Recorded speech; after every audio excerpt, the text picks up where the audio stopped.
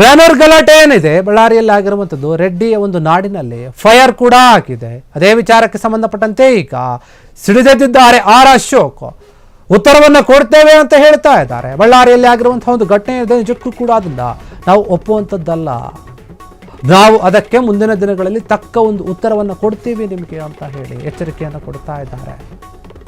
ಗಾಲಿ ಜನಾರ್ದನ ರೆಡ್ಡಿ ಅವರ ಮನೆ ಮುಂದೆ ಬ್ಯಾನರ್ ಹಾಕುವಂತಹ ವಿಚಾರವಾಗಿ ಎರಡು ಗುಂಪುಗಳ ನಡುವೆ ವಾಗ್ವಾದ ಆಯಿತು, ಜಗಳ ಆಯಿತು, ಗಲಾಟೆ ಆಯಿತು, ಆಮೇಲೆ ಫೈರಿಂಗ್ ಆಯಿತು, ಕಲ್ಲು ತೂರಾಟ ಆಯಿತು, ಎಲ್ಲವೂ ಕೂಡ ಆಯಿತು. ಅಲ್ಲಿ ರಾತ್ರಿ ಆದಂತಹ ಘಟನೆ ಎಲ್ಲ ಕಡೆ ಹಬ್ಬ ಬಿಡ್ತು.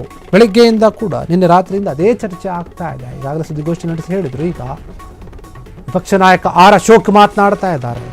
ನಾವು ಇದಕ್ಕೆ ತಕ್ಕನಾದಂತಹ ಉತ್ತರವನ್ನು ಕೊಡ್ತೇವೆ. ಬಿಜೆಪಿಗರನ್ನ ಹುಡುಕಿ ಹೊಡಿತಾರಂತೆ. ಅದೆಂಗ್ ಹೊಡಿತಾರೆ ನೋಡೋಣ. ಬೀದಿಯಲ್ಲಿ ಪ್ರಶ್ನೆ ಮಾಡಿದ್ದೀರಿ ನೀವು, ನಾವು ಬೀದಿಯಲ್ಲೇ ಉತ್ತರವನ್ನು ಕೊಡ್ತೀವಿ ನಿಮಗೆ. ಇದು ಆರ್ ಅಶೋಕ್ ಅವರ ರೋಷಭರಿತ ಮಾತು. ಭರತ್ ರೆಡ್ಡಿ ಅವರಿಗೆ ಹೇಳ್ತಾ ಇದ್ದಾರೆ. ಭರತ್ ರೆಡ್ಡಿಗೆ ಪರಿಜ್ಞಾನವೇ ಇಲ್ವಾ? ಆರ್ ಅಶೋಕ್ ಮಾತನಾಡ್ತಾ ಇದ್ದಾರೆ. ಭರತ್ ರೆಡ್ಡಿ ಎನ್ನುವಂತಹ ಒಬ್ಬ ಶಾಸಕನಿಗೆ ಪರಿಜ್ಞಾನ ಇಲ್ಲ. ಗುಂಡು ಹೊಡೆದವರು ಯಾರು?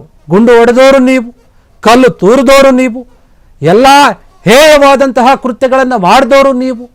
ಹೀಗೆಲ್ಲ ಮಾಡಿ ನೀವು ನಮ್ಮ ಮೇಲೆ ಹಾಕ್ತೀರಾ ಅಂತ ಹೇಳಿ ಕಿಡಿಕಾರ್ತಾ ಇದ್ದಾರೆ. ಗುಂಡು ಹೊಡೆದಿರುವವರು ಯಾರು? ಅವರ ವಿರುದ್ಧ FIR ಆಗಬೇಕು. ಬಿಜೆಪಿಗರನ್ನು ಟಾರ್ಗೆಟ್ ಮಾಡ್ತಾ ಇದೆ ಕಾಂಗ್ರೆಸ್ ಸರ್ಕಾರ, ಕಾಂಗ್ರೆಸ್ ನಾಯಕರೆಲ್ಲರೂ ಕೂಡ.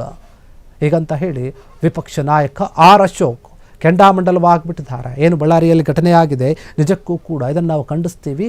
ಮುಂದಿನ ದಿನಗಳಲ್ಲಿ ತಕ್ಕದಂಥ ಉತ್ತರವನ್ನು ಕೊಡ್ತೀವಿ. ಭರತ್ ರೆಡ್ಡಿಗೆ ಪರಿಜ್ಞಾನ ಇಲ್ವಾ? ಅವರು ಬೀದಿಯಲ್ಲಿ ಪ್ರಶ್ನೆ ಮಾಡಿದ್ದಾರಲ್ವಾ, ನಾವು ಕೂಡ ಬೀದಿಯಲ್ಲೇ ಬಂದು ಉತ್ತರವನ್ನು ಕೊಡ್ತೀವಿ. ಆ ಉತ್ತರ ಹೆಂಗಿರುತ್ತಂತ ನೀವು ಕಾದ್ ನೋಡಿ. ಕಾಂಗ್ರೆಸ್ ಸರ್ಕಾರ ಬಿಜೆಪಿಗರನ್ನು ಟಾರ್ಗೆಟ್ ಮಾಡ್ತಾ ಇದೆ, ಬಿಜೆಪಿ ನಾಯಕರನ್ನು ಟಾರ್ಗೆಟ್ ಮಾಡ್ತಾ ಇದೆ, ಗುಂಡುಗಳನ್ನು ಹಾರಿಸ್ತಾ ಇದ್ದಾರೆ ಇವರು ರಸ್ತೆಯಲ್ಲಿ. ಯಾವ ಸರ್ಕಾರ ಇದು? ಕಾನೂನು ಸುವ್ಯವಸ್ಥೆ ಏನಾಗ್ತಾ ಇದೆ ಎಲ್ಲವೂ ಕೂಡ ಹದಗೆಡ್ತಾ ಇದೆ.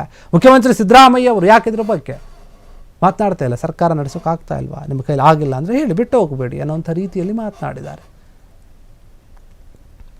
ನೀವು ಗುಂಡಾಗಿರಿಯ ಒಂದು ರಾಜಕಾರಣವನ್ನು ಮಾಡ್ತೀರಿ ಅಂತಂದರೆ, ಈ ರೀತಿ ದಬ್ಬಾಳಿಕೆಯನ್ನು ಮಾಡ್ತೀರಿ, ದೌರ್ಜನ್ಯವನ್ನು ಮಾಡ್ತೀರಿ ನೀವು, ಮತ್ತು ಬಿಜೆಪಿಗರನ್ನು ಹುಡುಕಿ ಹೊಡಿತೀವಿ ಅಂತ ಹೇಳ್ತೀರಿ ಅನ್ನೋದಾದರೆ ನಿಮ್ಮ ಮನಸ್ಥಿತಿ ಎಷ್ಟರ ಮಟ್ಟಿಗೆ ಬಂದಿದೆ? ನಿಮ್ಮ ಸರ್ಕಾರ ಎಲ್ಲಿಗೆ ಹೋಗಿ ನಿಂತಿದೆ? ಯಾಕೆ ಈ ರೀತಿಯಾಗಿ ನೀವು ಟಾರ್ಗೆಟ್ ಅಥವಾ ದ್ವೇಷದ ರಾಜಕಾರಣವನ್ನು ಮಾಡ್ತಾ ಇದ್ದೀರಾ? ಮೊದಲ ಬಾರಿಗೆ MLA ಆಗಿರುವಂತಹ ಭರತ್ ರೆಡ್ಡಿ ಏನಿದ್ದಾರೆ, ಅವರಿಗೆ ಪರಿಜ್ಞಾನ ಇಲ್ವಾ? ಯಾಕೆ ಈ ರೀತಿಯಾಗಿ ನಡೆದುಕೊಳ್ತಾ ಇದ್ದಾರೆ ಅಂತ ಹೇಳಿ ಆರ್ ಅಶೋಕ್ ಪ್ರಶ್ನೆ ಮಾಡ್ತಾ ಇದ್ದಾರೆ. ನಿಜಕ್ಕೂ ಕೂಡ ಮುಂದಿನ ದಿನಗಳಲ್ಲಿ ನಮ್ಮ ಬಿಜೆಪಿ ಏನಿದೆ, ನಾವು ಉತ್ತರವನ್ನು ಕೊಡ್ತೇವೆ. ಬಿಜೆಪಿ ನಾಯಕರೆಲ್ಲರೂ ಕೂಡ, ಅಲ್ಲಿರುವಂತಹ ಜನಾರ್ದನ ರೆಡ್ಡಿ ಆಗಿರಬಹುದು, ಶ್ರೀರಾಮುಲು ಆಗಿರಬಹುದು, ಸೋಮಶೇಖರ್ ರೆಡ್ಡಿ ಆಗಿರಬಹುದು, ಎಲ್ಲ ಬಿಜೆಪಿ ನಾಯಕರೇನಿದ್ದಾರೆ ಅವರೆಲ್ಲರೂ ಕೂಡ ಇರ್ತಾರೆ. ಅವರ ಜೊತೆ ನಾವು ಕೂಡ ಸೇರಿಕೊಂಡು ನಿಮಗೆ ತಕ್ಕಾದಂತಹ ಒಂದು ಉತ್ತರವನ್ನು ಕೊಡ್ತೇವೆ, ಸರಿಯಾದ ಉತ್ತರ ಕೊಡ್ತೀವಿ ನಿಮಗೆ ಅಂತ ಆರ್ ಅಶೋಕ್ ಹೇಳ್ತಾ ಇದ್ದಾರೆ. ಇದು ರಾಜಕೀಯವಾಗಿ ದೊಡ್ಡ ಮಟ್ಟಕ್ಕೆ ಹೋಗ್ತಾ ಇದೆ.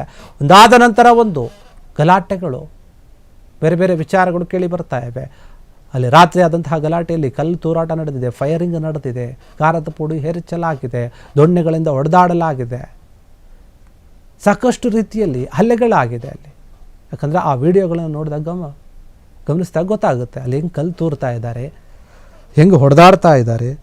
ಅದು ಉದ್ದೇಶಪೂರ್ವಕವಾಗಿಯೇ ಇವರು ಬಂದು ಜನಾರ್ದನ ರೆಡ್ಡಿ ಅವರ ಮನೆ ಮುಂದೆ ಈ ರೀತಿ ಗಲಾಟೆ ಮಾಡ್ತಾರೆ ಅಂದರೆ ಏನೋ ಒಂದು ಒಳಸಂಚಿದೆ. ಇದರ ಬಗ್ಗೆ ತನಿಖೆ ಆಗಬೇಕು, ಇಲ್ಲ ನಾವೇ ಇದಕ್ಕೆ ಸರಿಯಾದ ರೀತಿಯಲ್ಲಿ ಉತ್ತರವನ್ನು ಕೊಡ್ತೀವಿ ಅಂತ ಹೇಳಿ ಆರ್ ಅಶೋಕ್ ಈಗ ಕೆಂಡಾಮಂಡಲವಾಗಿದ್ದಾರೆ. ಅವರ ನಾಯಕರ ಬೆನ್ನಿಗೆ ನಿಲ್ತಾ ಇದ್ದಾರೆ. ಬಿಜೆಪಿ ನಾಯಕರು ಯಾರ್ಯಾರಿದ್ದಾರೆ, ನಾವು ಕೂಡ ನಿಮ್ಮ ಪರವಾಗಿರ್ತೀವಿ ಅಂತ ಹೇಳಿ ಇದೇ ವಿಚಾರವಾಗಿ ವಿಜೇಂದ್ರ ಕೂಡ ಮಾತನಾಡಿದರು.